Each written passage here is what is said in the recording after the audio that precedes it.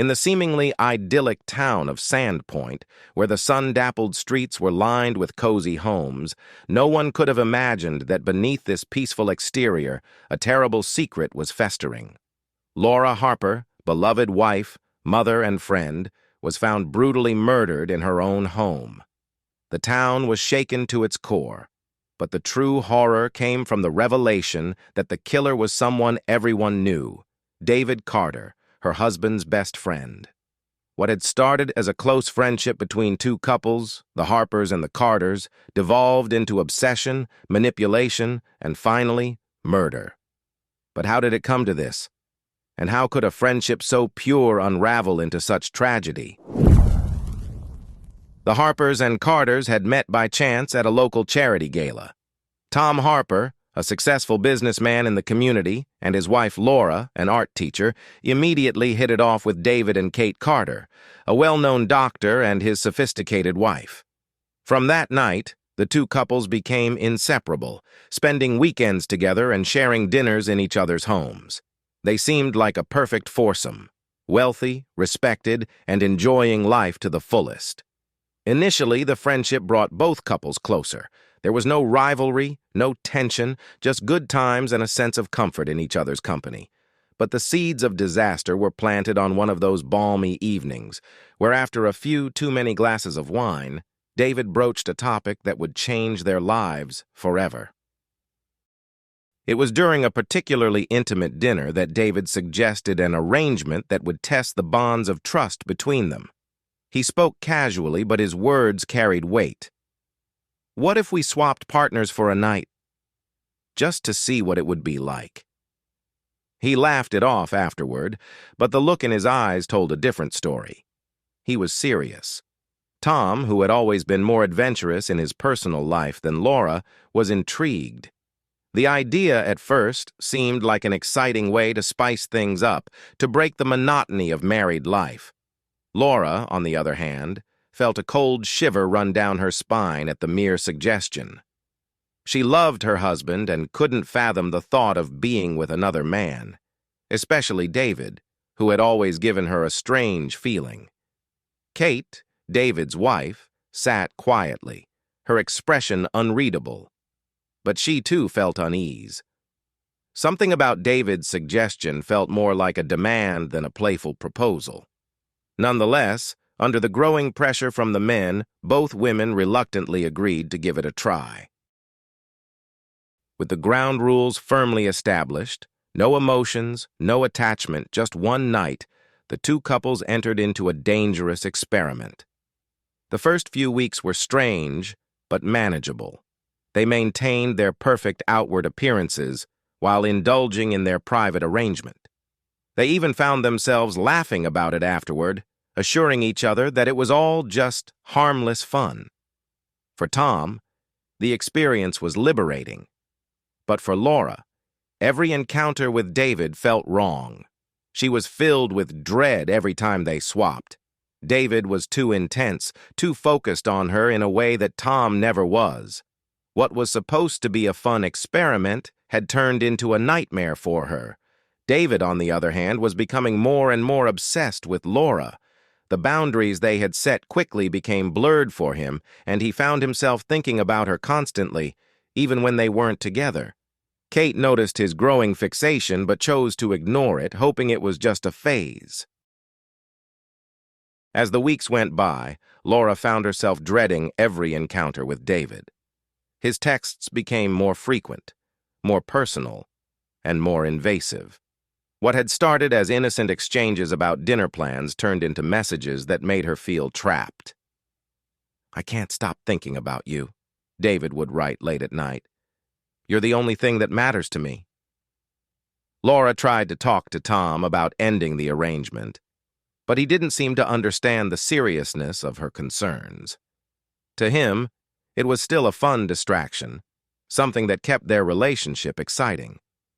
But Laura felt something far more sinister was happening.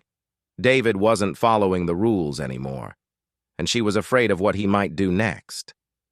Kate, who had initially gone along with the plan to please David, began to feel the strain on her own marriage. David's obsession with Laura was no longer something she could ignore. He spent more time texting Laura than he did with his own wife, and when Kate confronted him, he dismissed her concerns, accusing her of being paranoid. In an attempt to rekindle their friendship and bring things back to normal, the couples decided to take a weekend trip to a secluded lake house. It was supposed to be a way to relax, unwind, and clear the air. But from the moment they arrived, the tension between them was palpable. David barely took his eyes off Laura the entire trip. He followed her around the house, making excuses to be alone with her. Laura felt suffocated by his constant presence and confided in Kate about her growing discomfort. Kate, too, had her suspicions but didn't know how to confront her husband without causing a scene. One night, as the fire crackled in the hearth, Laura and David found themselves alone on the porch. The air was thick with unspoken tension. David moved closer to her, his eyes filled with intensity. "I need you, Laura. I can't stop thinking about you." His voice was low and desperate. Laura, taken aback, tried to distance herself, but David grabbed her wrist. David's confession of love caught Laura off guard.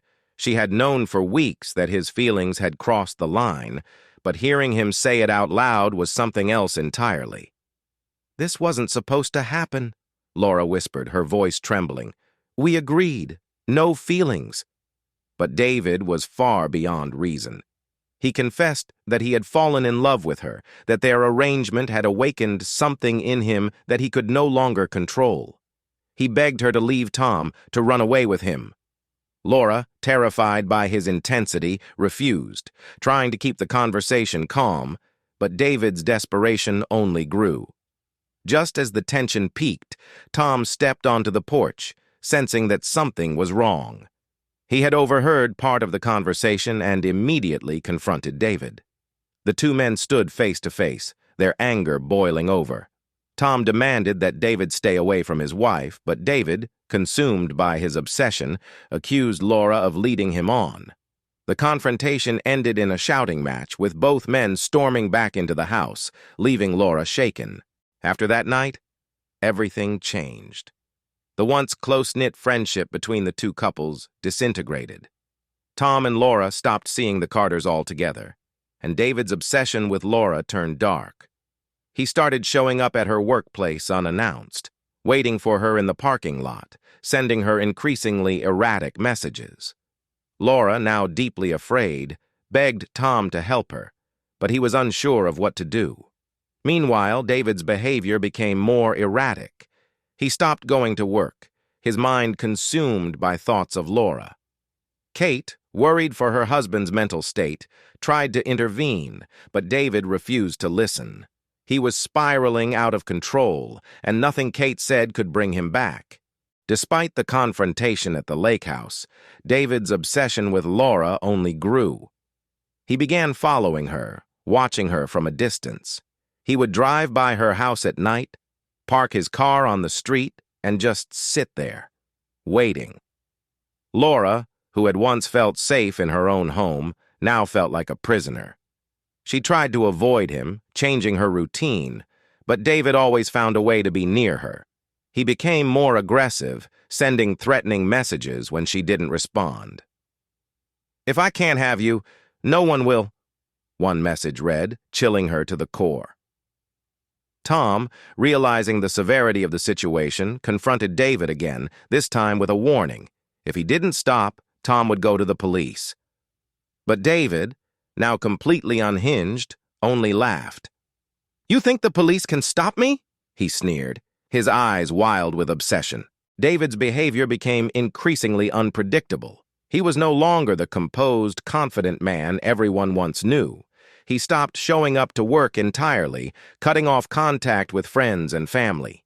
Instead, he spent his days fixated on Laura, consumed by the belief that she was meant to be with him. He began leaving threatening notes at the Harpers' home, slipping them under their door at night. Laura found the first one morning. "Meet me tonight or else." She was terrified, but she didn't know what to do. Tom, now fully aware of the danger, insisted they call the police, but Laura was hesitant. She didn't want to cause a scandal, especially since the affair had been a secret. David, now convinced that there was only one way to end his suffering, began plotting Laura's murder. In his mind, killing her would free him from the torment of his unrequited love. He convinced himself that Laura's death would bring him peace, and that afterward things would return to normal. He would be able to live his life again without the constant ache of obsession. He meticulously planned his attack, stalking the Harpers' house, learning their routines. He knew when Tom would be away, and he waited for the perfect moment to strike. It was a quiet, moonless night when David finally put his plan into motion. He broke into the Harpers' house, slipping silently through the back door. Laura was asleep in bed, unaware of the danger lurking in the shadows. David stood over her, watching her breathe, his mind racing with a mixture of love and hatred. Laura woke just as David raised the knife. She screamed, but it was too late. David's rage exploded, and he stabbed her repeatedly, his obsession driving him to madness. When it was over, Laura lay lifeless in a pool of blood, and David fled the scene, leaving behind the shattered remains of the life they had once shared. The next morning, Tom returned home to find his wife's body. The sight of Laura's bloodied, lifeless form was more than he could bear. He called the police immediately, and an investigation began. At first, the police had no clear suspects, but as they dug deeper, David's name kept coming up. Witnesses came forward, recounting David's strange behavior in the weeks leading up to the murder. Laura's co-workers mentioned his frequent, unannounced visits. Tom provided the threatening messages and notes David had left. Slowly, the pieces began to fall into place, and the police zeroed in on David. In the days following the murder, David's paranoia escalated. He knew the police were closing in on him, and the weight of his guilt became unbearable. He stopped leaving his house, locking himself inside and refusing to see anyone, even Kate. Kate, devastated by the loss of her friend and the unraveling of her husband, began to suspect the truth. David's erratic behavior, his obsession with Laura, it all pointed to one horrifying conclusion. She confronted him one final time, begging him to tell her the truth, and in a moment of weakness, David confessed everything. With his confession in hand, Kate went to the police, providing them with the final pieces of evidence they needed. David was arrested a few days later, pulled from his home in handcuffs. The town of Sandpoint was left in shock as the truth came to light. David, once a respected doctor and beloved member of the community, had murdered Laura Harper in cold blood. David's trial became the talk of the town, with every detail of the affair and the murder laid bare for all to see. In the end, David was sentenced to life in prison without the possibility of parole, his obsession having cost him everything. Tom, broken and grieving, struggled to move on with his life. The loss of Laura was a wound that would never heal, and the betrayal of his best friend cut deeper than any physical pain. He sold their house, unable to bear the memories of what had happened there, and moved away from Sandpoint, leaving behind the town that had once been his home. David, now serving his life sentence, was left to rot in prison, a once promising life ruined by his obsession. Kate, too, left Sandpoint, wanting to escape the dark legacy of her husband's crimes. And the town, though it eventually returned to normal, would never forget the tragedy that had unfolded within its borders. A cautionary tale of love, betrayal, and obsession gone horribly wrong.